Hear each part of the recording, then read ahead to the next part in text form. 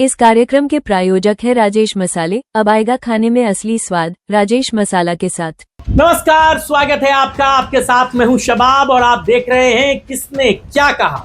उत्तर प्रदेश की राजनीति में बयानों का तापमान लगातार बढ़ रहा है।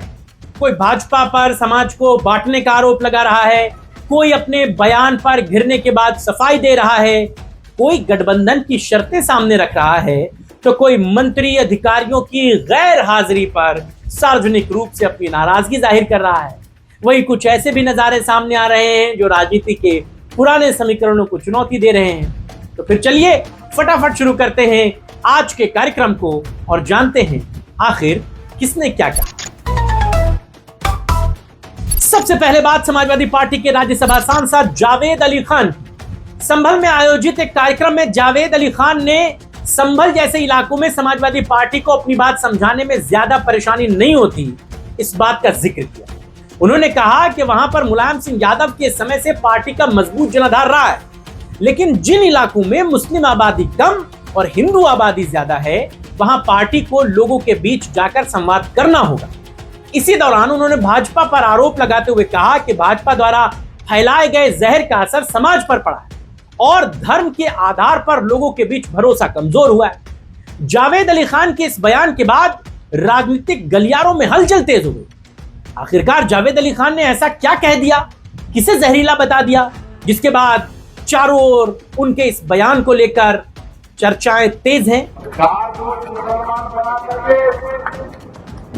इकट्ठे होकर के बीजेपी को नहीं हरा सकते जब तक एक मुसलमान के 4 वोट हिंदू नहीं होंगे और ऐसे लोग हो जिन्हें आपकी उम्मीद हो। जावेद अली खान के बयान पर विवाद बढ़ा तो उनके बचाव में आम आदमी पार्टी के राज्यसभा सांसद संजय सिंह भी मैदान में उतरा।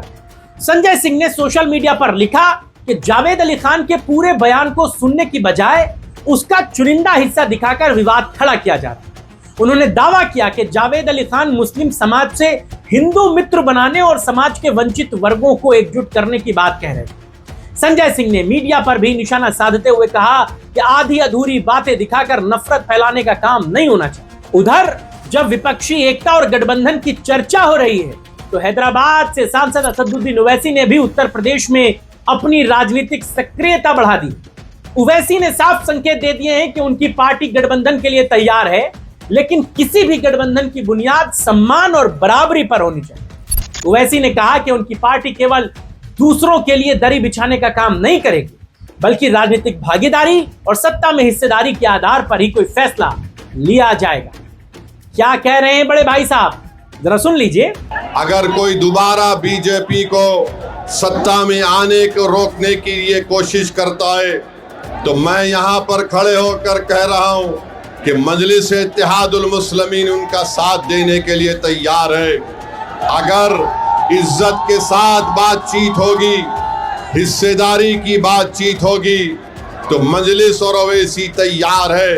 मगर अगर तुम बीजेपी को रोकने के नाम पर मुझसे और मटेरा की जनता से कहोगे कि तुमको दरी बिछाना पड़ेगा, अब दरी नहीं बिछाई जाएगी, अब हिस्सेदारी और बराबरी की लड़ाई होगी इंशाअल्लाह ताला। राजनीतिक बयानबाजी के बीच अब बात सत्ता पक्ष की।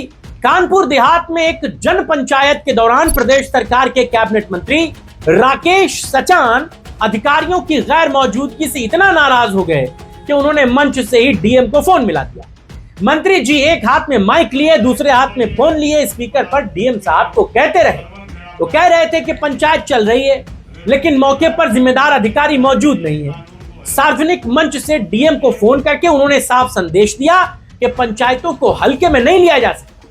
गुस्से में मंत्री जी ने क्या कहा, जरा ध्यान लगाकर सुनिए। डीएम साहब बोल रहे अब ये पंचायतों को मजाक बना रखा है आपने। यहाँ पंचायत चल रही है सरवन खेड़ा ब्लॉक की कटेची में।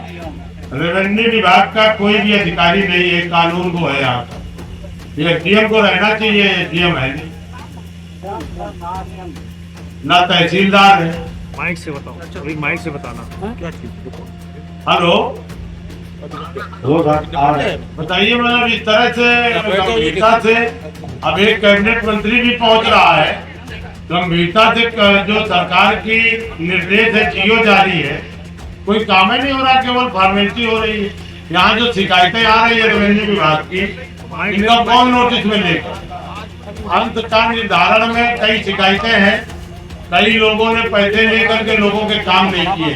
हम सब नोट करा दे रहे, तुम्हारा कानून जो है, इन सारी समस्याओं का निस्तारण भी होना चाहिए। अब तो एसडीएम महोदय आ नहीं पाएंगे, लेकिन आगे चौपालों में ध्यान रखा जाए कि ये सारे अधिकारी उपस्थित रहे। क्या मतलब है, आप यहाँ शिकायत आ रही थी, यहीं वो तुरंत जवाब उनको देना चाहिए। हाँ, इसको पालन करेंगे भाई, ये तो ठीक नहीं, बताइए। नहीं तो आप कराएंगे, आज चौपाल में भी पूछिए क्यों नहीं पहुंची। यहाँ पर डीसी मनरेगा इन्होंने सूचना दी है तारीख की कि आज चौपाल हो रही। आज जवाब तलब करिए, फिर बताइए आप। अब आपको एक ऐसी तस्वीर दिखाते हैं जिसने राजनीतिक हलकों में कई सवाल खड़े कर दिए। भाजपा के वरिष्ठ नेता संगीत सिंह सोम, जो अक्सर अपने तीखे और मुस्लिम विरोधी बयानों को लेकर चर्चा में रहते हैं, जब मेरठ के लावड़ कस्बे में पहुंचे तो नजारा देखने लायक था। ये इलाका पूरी तरह मुस्लिम बहुल है। संगीत सोम इन्हीं गलियों में चल रहे थे और मुस्लिम महिलाएं उन पर फूल बरसा रही थी। कई जगह पर तो उन पर नोट भी बारिश किए गए। राजनीतिक विरोध और सामाजिक व्यवहार के इस विरोधाभास ने कई बहसों को जन्म दे दिया और संगीत सोम को भी यह बात शायद इस वीडियो के बाद समझ में आई होगी कि सिर्फ मुसलमानों के खिलाफ बोलना और उन पर राजनीति करना हर बार फायदे का सौदा नहीं होता। यही संगीत सोम थे जो शाहरुख खान को गद्दार कहते थे। यही संगीत सोम थे जो देश भर में बाबर, मुगलों का मुजस्सिमा बनाने की, मॉन्यूमेंट्स बनाने की बात कहते थे और कहते थे कि वहां पर जो मूर्ति लगे लोग जाएं और वहां पर उन्हें चप्पल मारें। लेकिन जब उन पर फूल बरसाए गए तो संगीत सोम को भी ये बात समझ में आ रही होगी कि सिर्फ मुसलमानों के खिलाफ जाना ही चर्चा नहीं बनाता। कई बार मुसलमानों की गलियों में उन पर बरसाए गए फूल और नोट भी चर्चा बन जाते हैं। जरा वीडियो देखिए।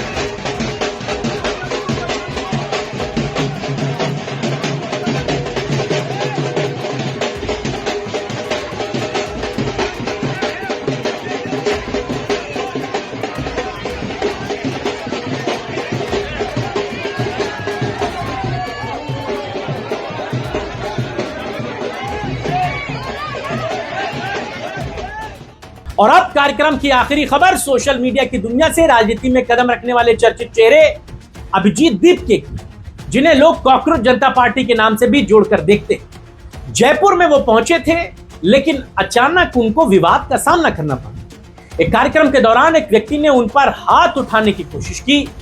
हालांकि ये सारी तस्वीरें कैमरे में कैद हो गई, लेकिन मौजूद लोगों ने मौके पर ही उस व्यक्ति को पकड़ लिया। दिलचस्प बात यह भी रही कि मंच से अभिजीत लगातार उस व्यक्ति को न मारने की अपील कर रहे थे, लेकिन भीड़ का गुस्सा शांत होने वाला कहां लगा। आखिर मंच से अभिजीत क्या कह रहे थे और उन्हें कैसे थप्पड़ पड़े, जरा ये भी देखिए। अभी मुझ पर हाथ उठाया है, उसको छोड़ दो, उसको मारो मत, ये मेरी रिक्वेस्ट है। इन लोगों पर हमला करने दो, हम अपनी तरफ से हाथ नहीं उठाएंगे। तो ये थी आज की वो बड़ी खबरें जो राजनीतिक बयानबाजियों और उनसे जुड़ी हलचलों के बीच थी। किसी ने भाजपा पर समाज को बांटने का आरोप लगाया, किसी ने बयान का बचाव किया, किसी ने गठबंधन के लिए शर्तें रखी, किसी मंत्री ने अधिकारियों को चेतावनी, और कहीं राजनीति के विरोधी माने जाने वाले वर्गों के बीच स्वागत और सम्मान की तस्वीरें देखी। फिलहाल आज के कार्यक्रम किसने क्या कहा में बस इतना ही। आपको हमारा ये कार्यक्रम कैसा लगता है हमें बताइएगा। आपके राय, विचार और सुझावों का इंतजार रहेगा। अगर आप किसी खबर को हमारे इस कार्यक्रम में देखना चाहते हैं तो आप हमें कमेंट में वो खबर बताएं, हम उसको जरूर अपने कार्यक्रम में शामिल करेंगे। अगर आप चैनल पर नए हैं तो चैनल को लाइक और सब्सक्राइब करना बिल्कुल ना भूलें। इस वीडियो को बनाने में मदद की मेरे सहयोगी सुशील कुमार। फिलहाल इतना ही।